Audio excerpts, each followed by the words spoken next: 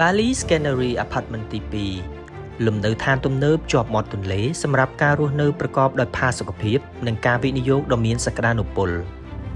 Bali Scenery Apartment ទី2គឺជាគម្រោង Apartment និង Condo ទំនើបមួយដែលមានទីតាំងស្ថិតនៅលើផ្លូវលេខ78សង្កាត់ទន្លេបាសាក់ខណ្ឌចំការមនរាជធានីភ្នំពេញជិតនឹងតំបន់កោះពេជ្រនិងផ្សារទំនើប Eon Mall ភ្នំពេញទី1 គម្រោងមួយនេះត្រូវបានរចនាឡើងដើម្បីផ្ដល់នូវការរស់នៅបែបទំនើបជាមួយទេសភាពទន្លេនិងទីក្រុងដ៏ស្រស់ស្អាត យូនីតលំនៅឋានត្រូវបានរៀបចំឲ្យមានការប្រើប្រាស់ប្រកបដោយប្រសិទ្ធភាពនិងមានបរិក្ខារសំខាន់ៗរួមមានដូចជាអាងហែលទឹកកន្លែងហាត់ប្រាណចំណតរថយន្តប្រព័ន្ធសន្តិសុខ24ម៉ោងនិងសេវាកម្មគ្រប់គ្រងអគារដែលជួយបង្កើនភាពងាយស្រួលនិងសុវត្ថិភាពសម្រាប់អ្នករស់នៅទីតាំងរបស់គម្រោងក៏អនុញ្ញាតឲ្យធ្វើដំណើរបានយ៉ាងងាយស្រួលទៅកាន់មជ្ឈមណ្ឌលពាណិជ្ជកម្មស្ថានទូតសណ្ឋាគារលំដាប់អន្តរជាតិភោជនីយដ្ឋាននិងតំបន់កម្សាន្តសំខាន់ៗនៅក្នុងរាជធានីភ្នំពេញគោលបំណងសំខាន់របស់ Bali Scenery Apartment ទី2គឺបង្កើតលំនៅឋានដែលមានគុណភាពខ្ពស់សម្រាប់អ្នករស់នៅក្នុងស្រុកនិងអ្នកជំនួញបរទេសក៏ដូចជាអ្នកវិនិយោគដែលកំពុងស្វែងរកអចលនទ្រព្យនៅក្នុងតំបន់កណ្ដាលទីក្រុង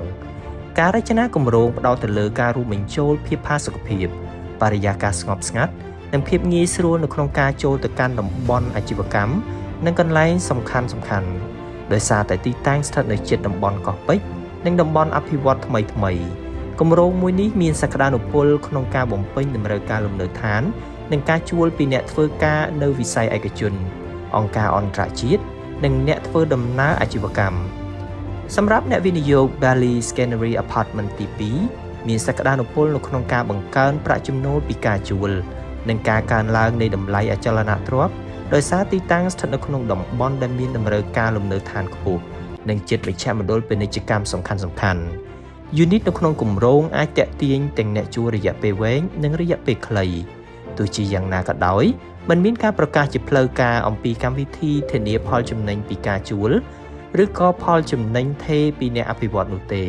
ដូច្នេះផលត្រឡប់ពីការវិនិយោគនិងការអាស្រ័យទៅលើអត្រាជួលស្ថានភាពទីផ្សារការគ្រប់គ្រងអចលនទ្រព្យនិងតម្រូវការរបស់អ្នកជួលនៅក្នុងពេលនេះអរគុណសម្រាប់ការទស្សនាពីខ្ញុំស្នា Property Skyline